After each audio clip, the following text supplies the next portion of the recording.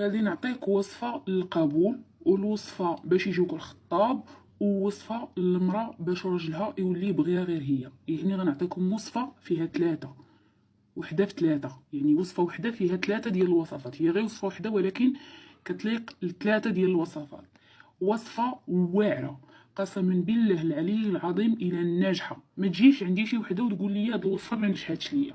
هاد الوصفة اكيدة. الا اختي ما نجحتش ليك عرفي عندك شي مانع قوي، قولي لشي حد يديرها لك صافي. هاد الوصفه ناجحه 100%. كي قلت لكم كتليق للمراه اللي بغات تربط راجلها بها، يعني واللي يبغيها غير هي وتبان ليه غير هي. وكتليق للبنت العزبه اللي بغات الخطاب يجيو فيها ما كيسولوش فيها الخطاب. وكتليق للقبول اللي بغات دير القبول وتخرج به. اش غتحتاجي فيها المرضيه؟ غتشري واحد الطريف ديال زيف حياتي. زيف حياتي راه معروف. غتجيبي زيف حياتي وغديري فيه واحد شويه ديال الحنه تكون ورق، وغديري فيه 7 ديال التمرات، وغادي تلويه مزيان وديريه تحت راسك، تبيتيه تحت راسك. وقبل ما تبيتيه تحت راسك غتقراي عليه سورة ياسين وسورة الواقعة وسورة الرحمن مرة واحدة فقط. ومنين تبيتيه تحت راسك النهار الاخر هزي تمرة، كل نهار هزي تمرة. هزي تمرة حليها حيدي ليها العظم، وديري فيها سنيده وحطيها حدا غار ديال النمل. الا ما حداكش غارت النمل، ما كشتي شي غار تاع النمل، خرجي حطيها في شي خلا راه النمل غيجي ليها الراس صافي.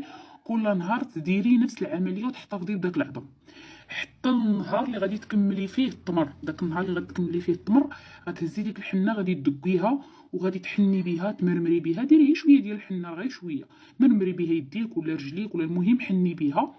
وداك التفرتيت ديالها غادي تشديه وغادي تفرتيه في داك زيف حياتي مع دوك العظومه ديال التمر صافي.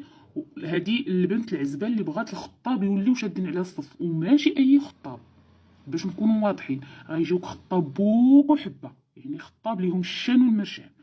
غتشدي هذاك الزويف اللي درتي فيه العظومه تاع التمر اللي شاطو عليك وديك البقايا ديال الحنه، وغادي تلويه مزيان وغادي تدفنيه في العتبه ديال الدار. الا ما قدرتيش تدفنيه في العتبه ديال الدار علقيه في العتبه ديال الدار، علقيه وديري من وراه شي تصويره.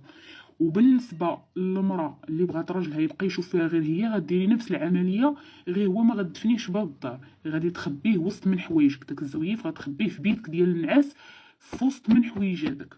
وبالنسبه للبنت اللي بغات القبول غديري نفس العمليه حتى نتيا، غير هو ما غتدفنيه، ما غديريه في حوايجك، غادي تهزيه معاك. يعني غتبقاي دايره في صاكك وتهزيه معاك. هذه هي الوصفه. قسما بالله العلي العظيم البنات وما تسالوني حلوف، الى وصفه ناجحه وثقوا بيا ربي غيجيب لكم بها التيسير. الى عجبتكم الوصفه وجربتوها ما تنسونيش من حركه الاكسبلور وشي رحمه الوالدين.